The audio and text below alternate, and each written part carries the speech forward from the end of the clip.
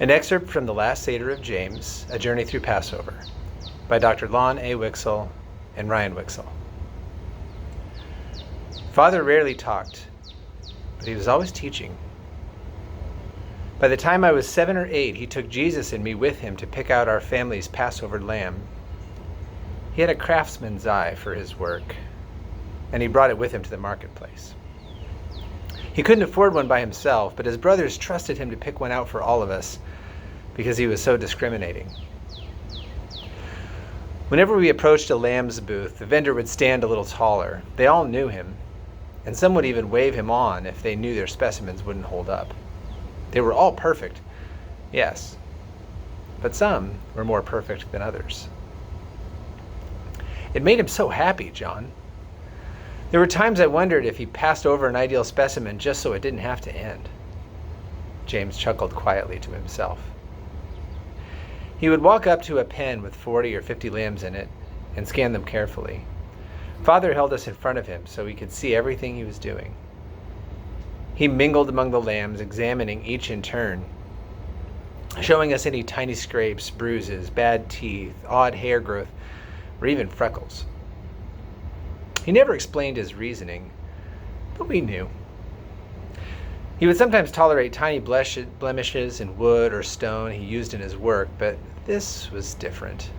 This lamb had to serve as a symbol of our freedom from bondage in Egypt and our reconciliation to God. If we were perfect, we wouldn't need it, but we weren't, so the lamb had to be perfect instead. It took hours to find the right lamb. But if it wasn't the best lamb we could get, why even bother? John nodded thoughtfully. When did Jesus start selecting the lamb himself? It's funny you'd ask that because I noticed something that year when Jesus was 12. Father talked more, and mostly to him. Instead of just pointing out the flaws, he would ask Jesus to look at the gums and the base of the tail. Afterward, I realized he was coaching him through it so he could take over, just like he'd been teaching him to take up his work back home. John began the blessing over the bread. On the night our Messiah was betrayed, he took the matzah, and when he had blessed Adonai, broke it. John broke the bread in his hands and said, "This is my body, given for you. Do this in remembrance of me." He handed a piece to James, who held it silently for a moment. "Will you?" James put his hand over his mouth, as if to stifle some deep emotion welling up inside. His voice wavered. "Will you tell me about that night? The night he was betrayed?" John paused thoughtfully, repositioned his legs on the floor, and took a breath. "Well, you know, it was the first night of Passover. 32 years ago today, as a matter of fact. We'd been in the city for a few days already, and Jesus sent me and Peter, I recall, to this large house near Herod's palace with an opulent room upstairs. He told us to arrange the room just so and make everything ready for his last Seder. That's how he said it. My last Seder. He spoke of everything with such finality during that week, and at the time all we could do was ignore it. It didn't make sense till later. But I remember that room so clearly. It was resplendent. The plates, the tablecloths, the furnishings, good enough for royalty. Superior even to the homes of the Pharisees who invited us in. There was just one problem. No table servants. We all arrived before Jesus that evening and started to bicker about who should serve. The last one appointed? That was Judas, but he was too important. The youngest? That was me, but I was part of Jesus' inner circle, so it didn't seem fair. To think of how wicked I was. At the height of our debate, Jesus came in carrying the lamb he had selected from the marketplace.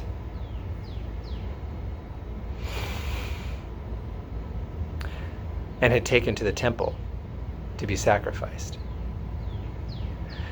He had spent hours selecting it, just like you say your father used to do, but this one had a freckle on its ear. We all saw it. We had the money. Why didn't he choose a perfect one? But things were about to get much stranger than that. Peter pointed out that there was no table servant, loud enough for our host to hear. But Jesus made no expression. He just nodded, handed the lamb to the cook, and started taking off his robe. He laid it aside neatly, wrapped a towel around his waist, and became the servant. Jesus himself, he collected our robes, washed our feet, filled our plates. He did everything. We were dumbstruck. When he finally relaxed to eat with us, he reclined next to me, where I could lean my head on his chest. I was hot with shame. He had witnessed me defending my right not to serve, just moments before serving me. I wanted to hate myself, but he didn't let me. It was just pure grace. John paused, tilted his head, and smiled faintly to himself. Apart from that, it was a normal Seder. We drank the first cup and the second cup. We ate the parsley and the maror and the lamb. It was all like usual until we came to the breaking of the matzah. He said the blessing as always, but as he broke it, he added that line, "This is my body given for you." We all just looked at each other. We were completely lost. But we ate anyway, and we remembered, like he told us to. Then Jesus picked up the third cup, and after the blessing said, "This is my blood of the new covenant, which is poured out for many for the forgiveness of sins." He talked before about having to die, but to be honest, we just couldn't hear it. Even in the moment in that upper room, we were in denial. Jesus was the Messiah. The Messiah doesn't just die. Naturally, a Messiah may die while setting his people free, or afterwards, but not before. How small our faith was. We didn't see because we didn't want to. But again, we drank anyway. He could tell we were confused, that we weren't ready for him to be taken from us. He knew our hearts. He knew. He told us we would all abandon him. And Peter, the chief disciple, would deny even knowing him. By that point, we were speechless.